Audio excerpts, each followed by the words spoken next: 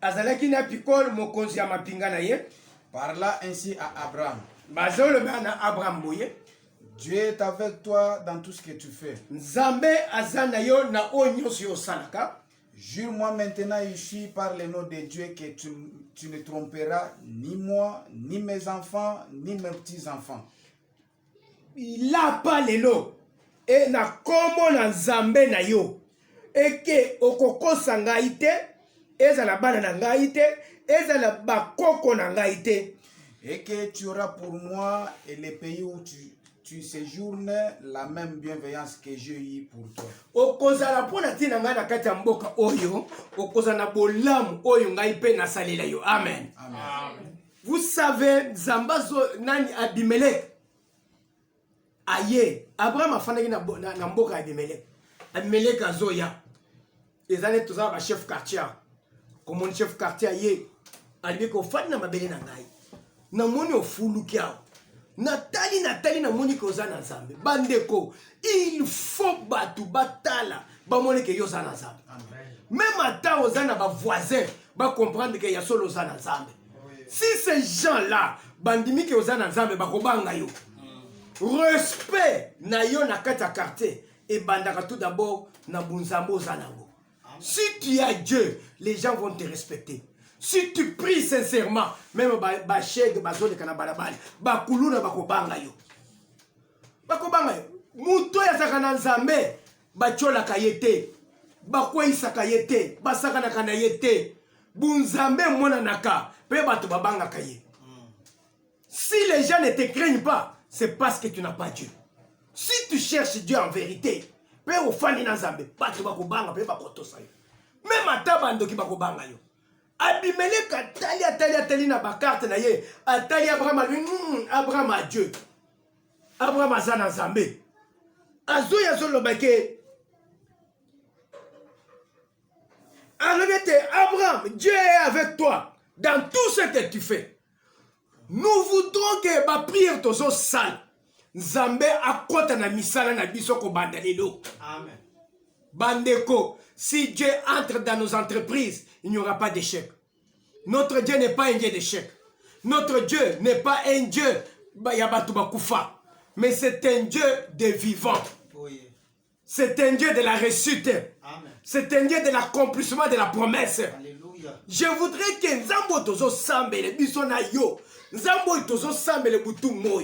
Nzambe wana asunga yo, azala kati na yo, atelema na kati ya vina yo. Pourquoi? Je sais que Dieu est avec vous. Pourquoi? Parce qu'il a trouvé que nous Abraham a comme ça là, et ça qui correspond. Il s'est ressuscité. Abraham soka ke asali libulu ya mai. Bisika batu basali ti mai bimakate, ya Abraham bimaka mai. Ya bone ba botola ki libulu. Libulu na ba botola ka. Batu oyo, okoyoka ba recommandation apesa ki Abimelech. Yebisa batu na yo bazongi libulu na nga mai. Pourquoi? Batu na yeba ke basali libulu po mai yebima. Ba menise libwela bango, mai yebima kite. Mais ya Abraham étranger et bimisi mai. Ba yo liba botoli yango. Muto ya zakana Nzambe ya ye libulu ebimaka mai. Amen. Tikete libulu na yebima mai. Amen. Bisika sécheresse ezali yo ozwa ya kolia. Yo ozwa ya komela. Yo ozwa bisika ya kolala pe ya kovanda. Que notre Dieu que nous prions aujourd'hui akota na vie na yo. Asala oyo batu batikeli kobunda esimba te esala na vie na yo. Amen. Abimelech atale moneke makambu nyoso biso to salao et simbate mais pas Abraham mezo simba c'est qu'il a Dieu. Amen. Quand on a Dieu Zamba sala kete même ata commerce ozo bande ya muke et mata kende musika. Même ata église obani na 4 personnes et kofuluka. Amen. Ata ba kote lo fiti pote bakanga église Zamba kote misa batu bako kote la yo bako samba pona tina na yo pote église on etika la pote à travers yango batu bamona koloboko na Nzambe. Amen. Il faut que dans ton église les gens voient la main de Dieu. Amen. Tozo sambe la Nzambe asaleke bisika batu musuba ishwa yo olonga. Bisika batu musuba ko karate yo mata ofungwama. Maladi bato babelaka, babunda kesi la kate, mais yayo il faut ici là. C'est en cela qu'on reconnaît qu'on a Dieu.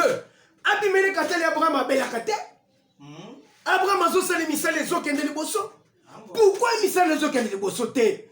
Nzambe oyo toza na yo lelo, tobelela présence ya Nzambe na vie na yo, na tina ete oyo nyonso etambolaka te ebanda kotambola. Libulu ebimaka mai te. Misala oyo ebotaka te, il faut ebota. Nalingo sambele pa na Nzambe abotisa misala na yo. Nzambe afongola ba voie par lesquelles tu peux être béni. Ete bisika nyonso yo kozala, bazwa yo ba traiter avec bienveillance. Bazwa une importance pe na mutuya. Lelo nazolo bake tokoyi kotambola na bino na makolo awo. Totamboli na makolo. Na kozonga na ndako te sange nazala ta na 5000 francs na poche. Pona nini? Nzambe akotinda bato. Pe na ndimite ke na kosala 1 km à pied sans que na mone muto muto kazome mangai. Papa ok wapi? Entre on va t'amener. Entre on va t'amener. C'est en cela qu'on reconnaît qu'on a Dieu. Mais pourquoi difficulté na yo zo demeurer toujours? Nzambe nini ozo sambe? Tikete nzambo yo tozo sambe lelo asili sa passe na yo. Amen. Ete ba paye pe ba témoigner. Abimelech aye pa na Abraham. Pour monique Abraham azana nzambe. Pour les fonds papagan ba ya epai na biso. Moninga ozaki kobela malade obika ndenge nini? Te ngai na melaki kisite, ngai na kendeki place Songol, nde na sambelaki, nde na bika. C'est à cela. Mais Abimelech a koye pa na ndenge nini? Pendant que tu ne mènes pas une bonne vie, tikete nzambo ya likolo akangola vie na yo. Amen. Nde azolo bete, jure-moi maintenant. Azolo bete nalingi na sa no alliance ke ndengo zawana okokosa ngai te. Okokosa tabana na ngai te. Okokosa bakoko na ngai te. Okotraiter yango avec le bienveillance. To sauter toke na 27. Et Abraham prit les brebis et des bœufs qu'il donna à Abimelech. Directement, Abraham andimi. Alibi tozo sala na yo alliance. Abimelech azaki chef ya mboka wana. Abraham était en train d'établir l'alliance avec un chef ya contré wana. Maintenant dans l'alliance, Abraham a dit que ça va me profiter. Et Abimelech a reçu la gamme bête. A côté kanga azo yibisa Abimelech boy. Nandimi, mais yebisi bana musala na yo, bazong siribulo na ngai ya mai. Ambo. Alebi, Abimelech abite kaka ndemo zolo ba ngana yebi angote. Kote bakenda ko komelisa ba bibwe na bango na zalakate. Mais kaka ndemo lo yo nazo zongisela yo. Amen. Ils ont fait une alliance donnant. Abilo kolo limo ko zongisela ngai libulu na ngai ya mai. Na yo ngai pe na ko traiter na bienveillance. Na kotika la soumis epai na yo. Pour dire quoi? Abraham a accepté d'être soumis à Abimelech. Par rapport à contre les biskazai kofal.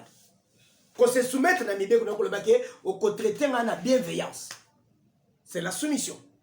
Mais maintenant la Bible les le bête après avoir passé cette alliance, il fallait que ça la elembo moko ou ils allaient concrétiser alliance.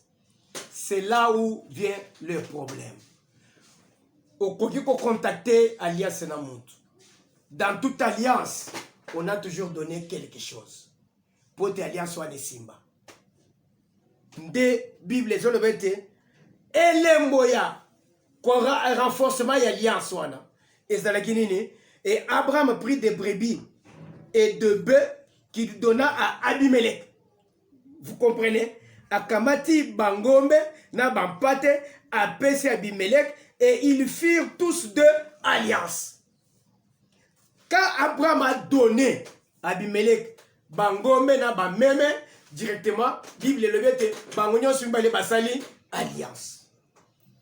Tango Abraham a pesi bangombe na bameme azwangu wapi na bergerie na ye. Le bœuf bafanda na crâne. Izana isika ya bangombe benga crâne. Ba brebis bafanda na bergerie. Si na kati ya crâne il y avait 24 bœufs et Abraham a pesi 4 bœufs.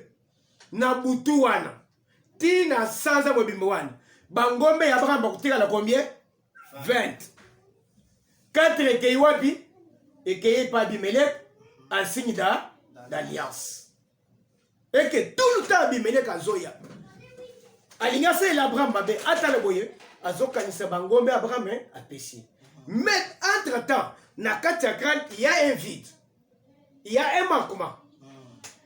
Maintenant dans kati ya bergerie s'il y avait 200 brebis et Abraham apesi 20 brebis et tikali combien 180. Il y a un manquement ou bien un ajout. Il y a un manquement. C'est-à-dire, Moutou et Ekilobi, attanga ki 200 brebis. Tango akozonga lobi kuna, akokuta 200 brebis te, akokuta 180. Akotuna Abraham, pourquoi ce manquement? Non, non, les 20 sont allés chez Abimelech parce que nous avons signé alliance avec lui. Pour dire quoi? Quand on signe l'alliance avec qui que ce soit, on doit perdre quelque chose. Bapesaka quelque chose. Lelo, papa na yo ke kokutana banganga. Asali kisi po amata grade pour garder musala. Mais pas yanganga. Akota pamba kobima pamba te. Asali okisi apesio au mati grade. Mais tu dois perdre quelque chose. C'est ce qui fait que ozongo na batoyi bazokota na bandako wana. Azotika mabale ya bale. Abraham atikaki ba meme na bangombe. Mais papa na yo atikaki nini?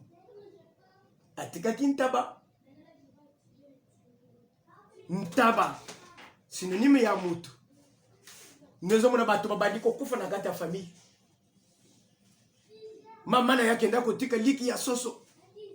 Atiki maternité ya bana. Ndele lozo kota libale ozo bota te.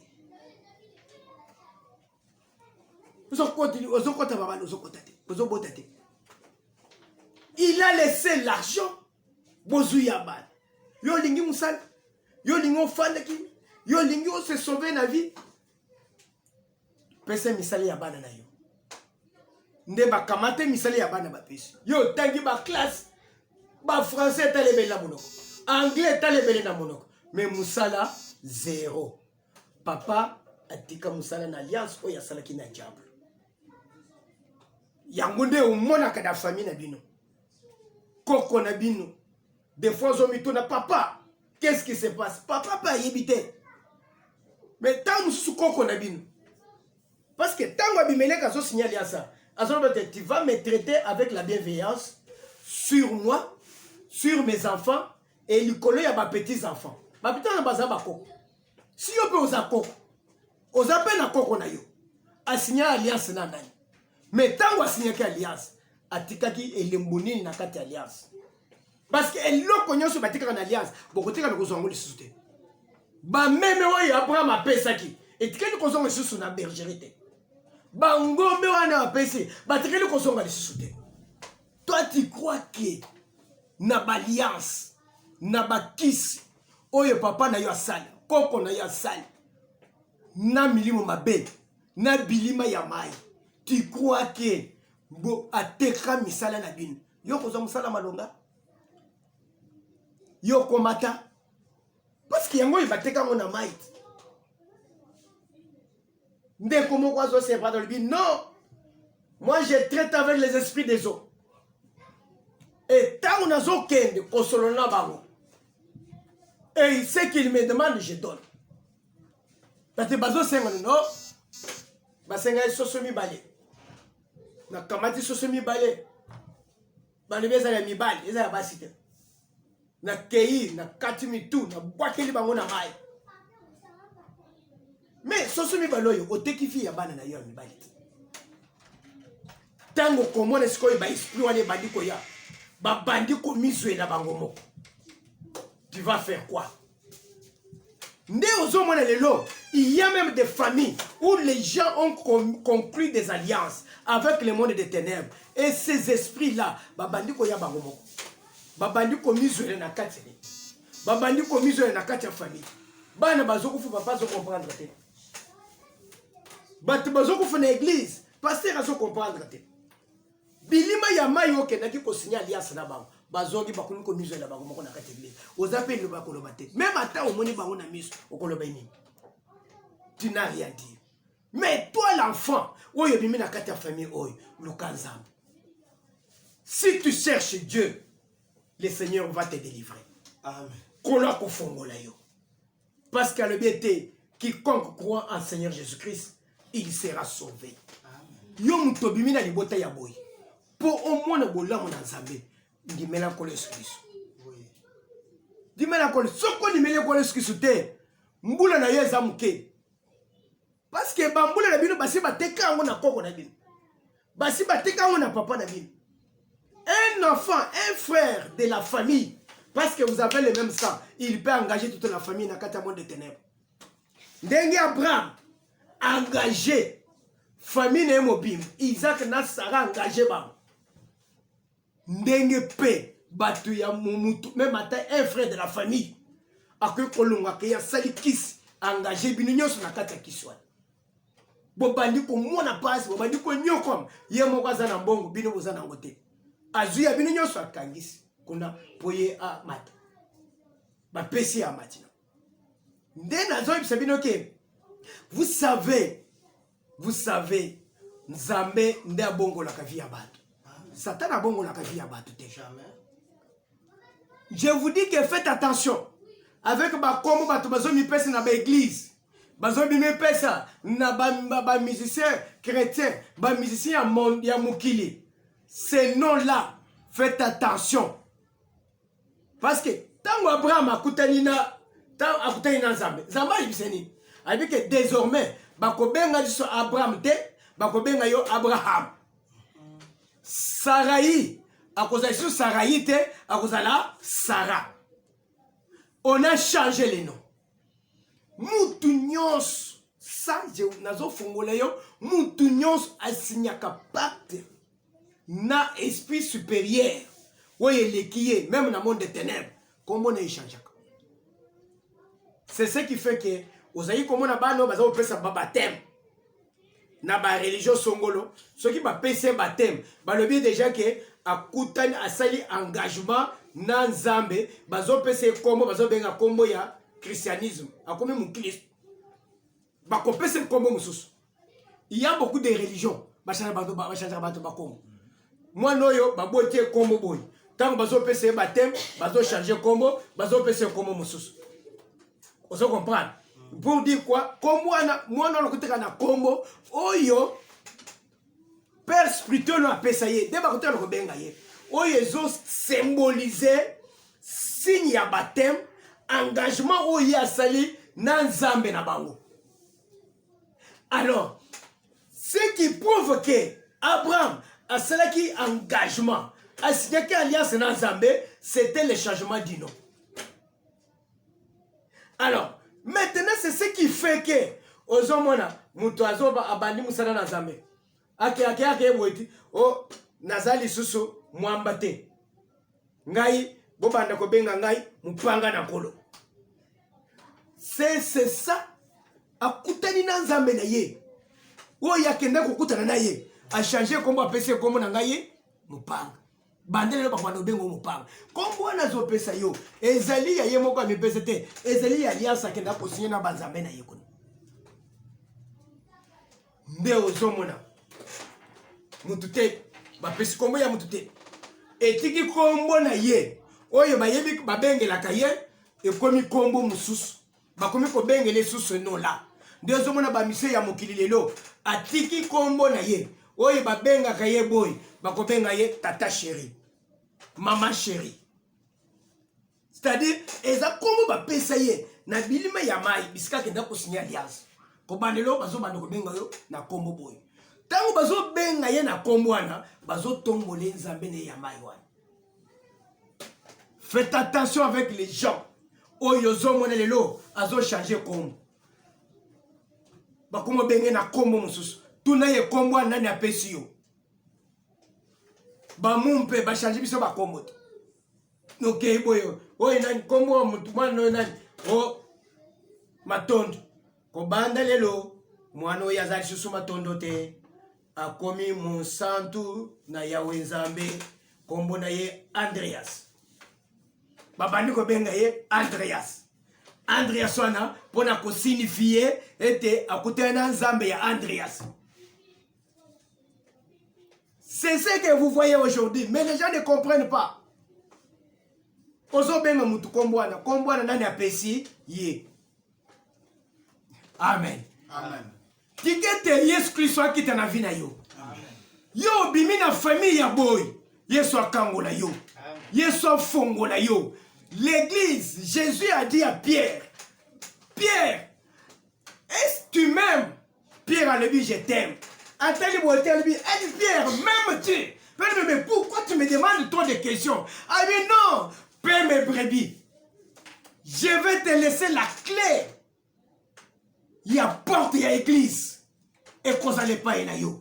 Pote ba wanyo su ba kozala ba ko kangama. Na ba famille na bango, tango bazoye boye, au côté clé fungole bango. L'église est là pour la konfongola vie à bato. Amen. Au nom de Jésus-Christ, église est fongola yo. Amen. Yesu Christ oya kitaki na mabele. Pour la konfongola bato yo bakangama ki na se ya mabele. Pote babi malibanda, akita pe na famille na yo. Afongolo bisika bakenda kotiko na mai. Nde au moins les ozo lala, ozo minota, ozo na kata mai, ozo na papa na zone nager. Ozo nager te, zambali une connexion te, papa na yo asali kisi, koko na yo asali kisi ya bilima ya mai, ateka bino na mai. Luka délivrance obima na mai. Mutu nini na jaka mikonyo sa bima kate. Même ataba minene bakenda na plage, ba na jaka te à certain moment ba bimi. Ba lati bilamba bakenda. Mais yo zakaka na mai mikono nyonso. Tu es encore condamné. Si tu es condamné, les jours, vous savez, si ton esprit est condamné quelque part, mon collègue au Kenya, c'est que l'esprit n'est pas condamné. Au comment on a mis Tikete kolo songayo, kolo kangola yo. Ce sont des choses qui cherchent la délivrance. Ndena sabato ke au moins la délivrance et bandaka na mateya oyo. Et ceux qui ont outi na famille ya boy. Par rapport à bandoto zolota, luka basali na nzambe. To sambelela yo, to kata balie oyo, to kata basinga oyo, to bimisa yo na kata famille oyo, nde okobika. Sinon te, vous aurez une vie de conformité. Talana na famille na bino nyonso, qui a une bonne vie. Ceux qui batu bazana vie msou, batikeli bango mapango mais mayele na bango eza wapi? Bazana ko le bizenyi. Bazako le bizenyi. Tozali kotanga na mwana moko. Papa na ya kota bonga. Ateka mayele na bango nyonso. Mais mwana tozotanga na ye tozaki na université. Bazali kotika ye na mutuka na basoda bien gardé. Mbongo ya kosala te. Tant bazo koma na suko babengi ba professeur. Ba pesi ba mbongo bo lexay. Ba lexay mwana azo le kasa mayele te.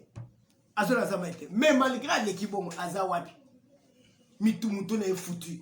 Akosala musala wapi. Cet enfant nécessite une délivrance. Tikete muto ya kangisa yo na monde de ténèbres. Akangisa bozuna yo na monde de ténèbres. Yesu akita a libéré yango. Amen. A libéré yango. Ba teka ki ba pesaki ba meme. Ba pesaki bangombe pour renforcer l'alliance. Mais pas na yo ba pesaki nini. Na famille na bino ba pesaki nini. Ozolo kambongo zozwango. Ozolo kalibano zozwango. Ozolo kamusalo zomonango. Mais c'est ce qu'on a laissé là-bas. Engage d'alliance. Si tu ne cherches pas Dieu, et le koyoko bimate. Au côté kalabo. Tikete kola pa molayo. Na lingete na moma oyo. Ozo kumisa nzambe. Ozo tona nzambe.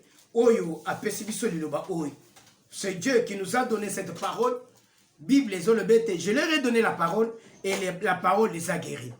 Je voudrais qu'à travers cette parole, Nzamba bikisa yo. Nzamba bikisa bana na yo.